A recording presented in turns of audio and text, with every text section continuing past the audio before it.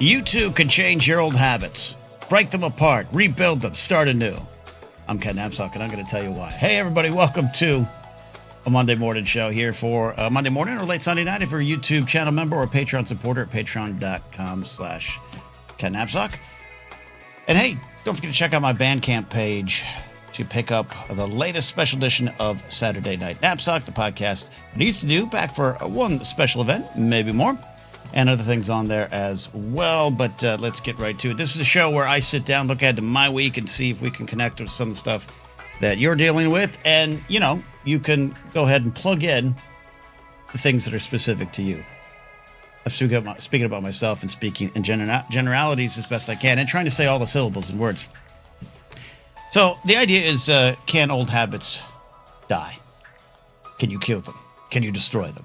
Can we quote Kylo Ren, sort of, about this stuff? And the answer is yes, maybe, I think. I've been trying to for over 25 years. I have been trying to definitely for the last 20 when I was finally aware of some of the patterns. And maybe that's a conversation for another time. Identifying your own patterns, identifying the things you do. I've been able to go back in time and kind of go, oh, that's where some of my habits started. Habits about life, habits about career, habits about how you take care of yourself, habits about how you think about yourself, the habits that lock you in to a lot of different aspects of life. I thought it was just things going on right then and now in my life, like 2006, like I couldn't do this. I don't have time to do that. I don't do that thing anymore. That wasn't new. It actually been something I've been doing since like 6th, 7th, 8th grade when I started to become of a certain, not just age, but a awareness of self sets in. And so what I've been dealing with this in the last year and a half is, all right, we're aware of a lot of these things. And I am also aware that I've let myself be defeated by these old ideas of self, these old habits and the old system. Because it's not just about habits about getting up early. We're going to do it. We're gonna work out, have some eggs, cut us cheese, and start the day like that. I'm not talking about that kind of stuff. I'm talking about the old system, the system that we all function in, the system that is sometimes hardwired into us from an early age, both through genes, family structure, societal structures, whatever it might be, things that we can't help, things that we couldn't have changed if we wanted to, or things that we can try to address and change now. Again, that's the generalities. I'm talking about the system with me specifically of how I think about myself and how sometimes that translates into not just not a fear of success, but a lack of self-worth. I had this conversation this past week of I don't agree that I have a fear of success because I have experienced some things that I would call successes and it was great and I want to do them again. But the steps to get back there are not always easy. Sometimes that's it. And in a lot of ways, I just don't feel I'm worthy of some of the good things that might be out there. So because I'm not worthy, I don't put the work in. I give in to some of my habits. I give in to some of my patterns. And I continue to think about myself in a negative way that keeps me from not just success, but a better version of myself. That is the old system. That is the system that I have functioned in. So let's start right there. This isn't class. You're not taking notes, but I'll give you a second to answer. What are the systems that you function in?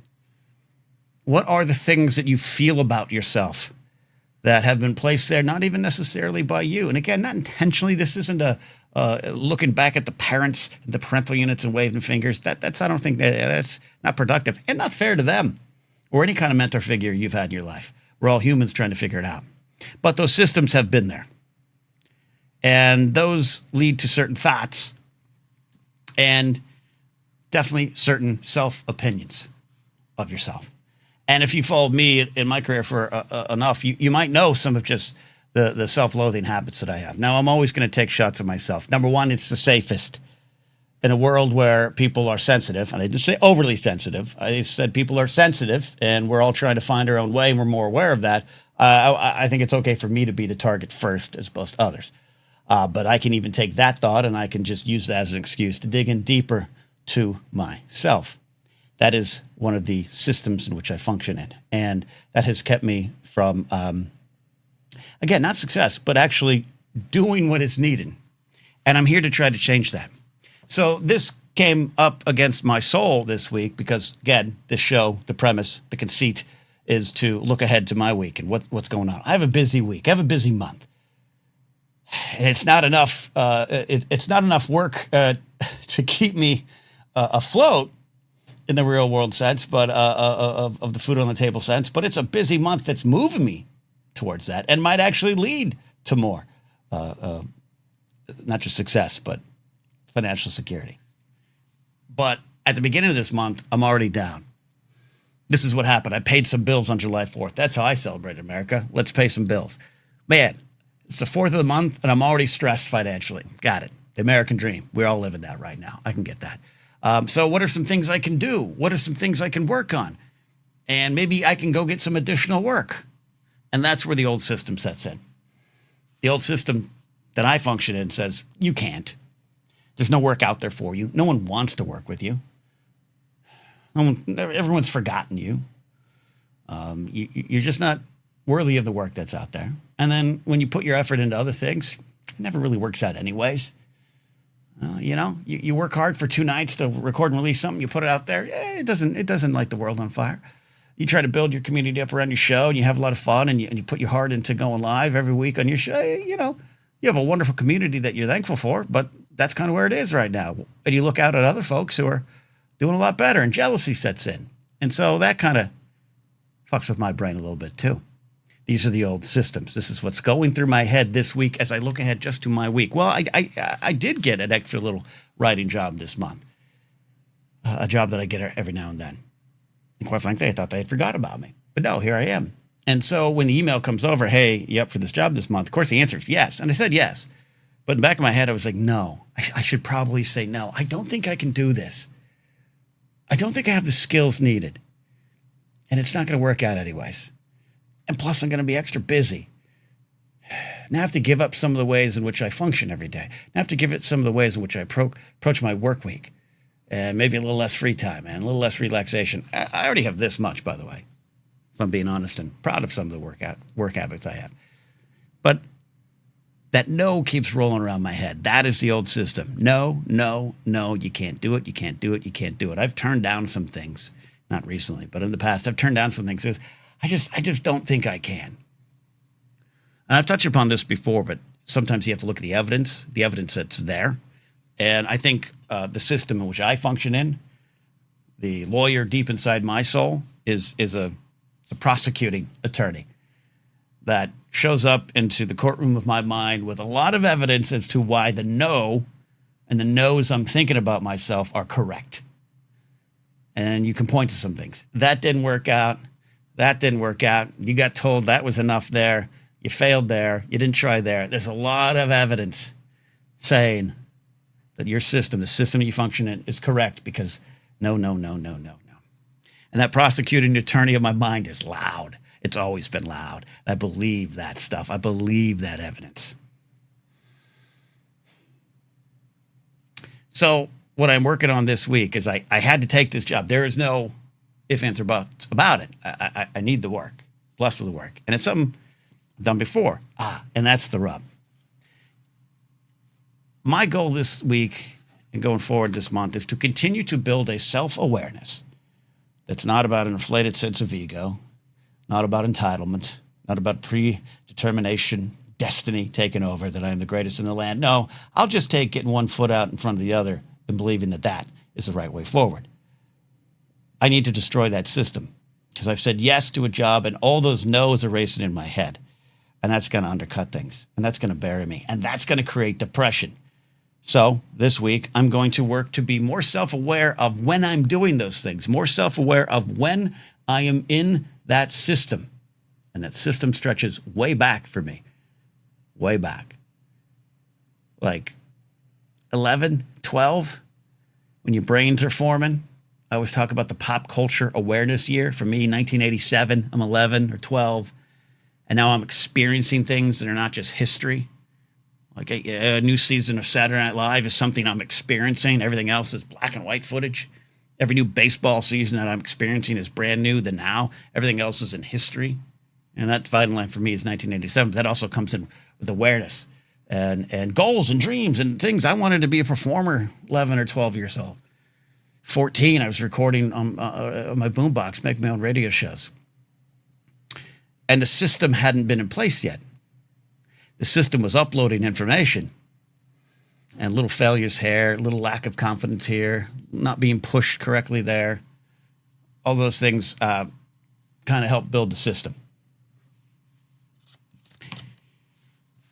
So this week, I'm trying to be extra self-aware of when that system is taking over and when that prosecuting attorney of my mind is presenting evidence that might be true from a certain point of view, but builds thoughts. Remember, our actions come from our thoughts, but it builds thoughts that are a lie. So this week, I guess we'll keep the court example going, right? Yeah, okay. So this week, the defense attorney of my mind needs to be present.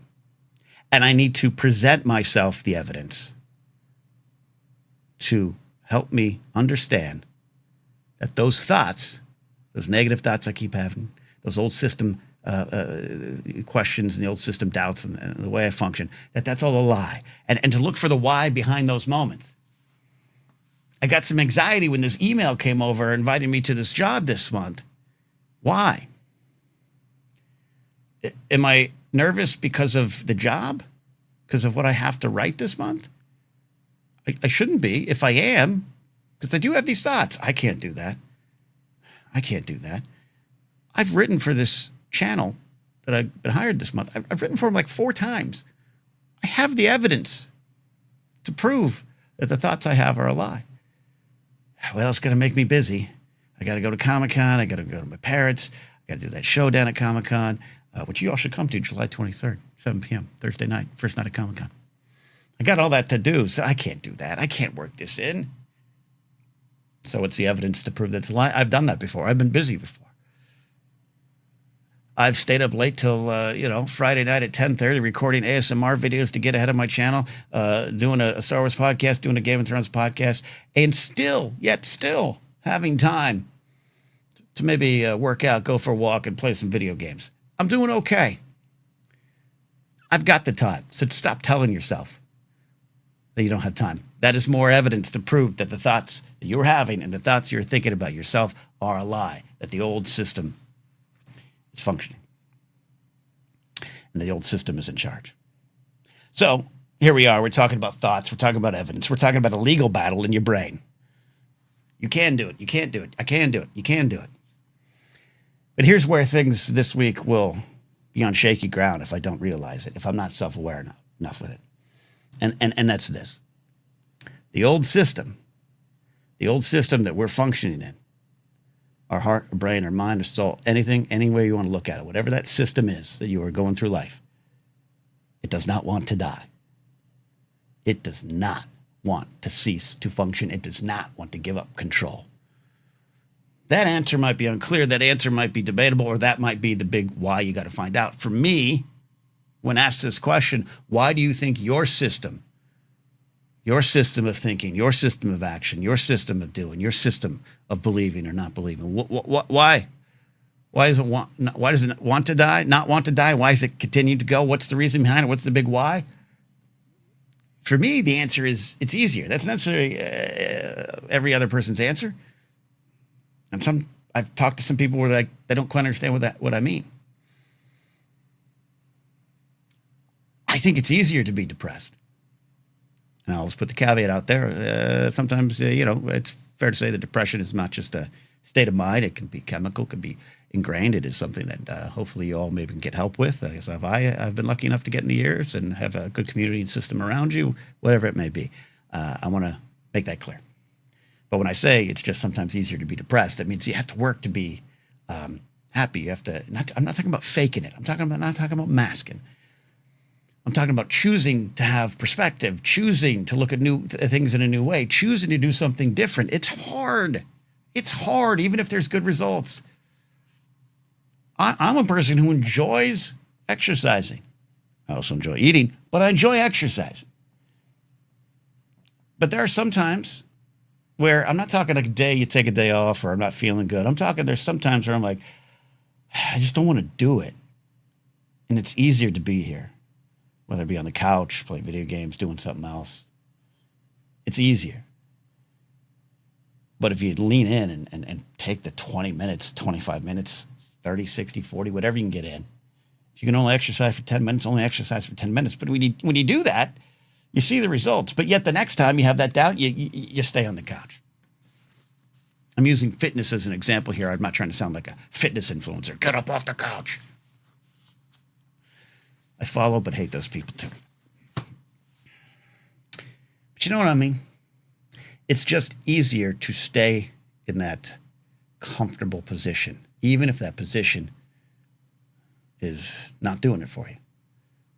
Even if that position you feel has trapped you or continues to trap you or is keeping you from the things that you want or the things you want to try, the people you want to meet, the things you want to do. It's just easier. And the old system inside you, the old system functioning inside you knows that. The old system doesn't want to die. You cannot kill it in one fell swoop. You have to work at it. You have to tell yourself that those negative thoughts are wrong, that the evidence that you present yourself is wrong. It's a lie. Even if there's some truth to it, it is a lie to the larger picture. Be self-aware. Be aware of your system, and then you can untangle it.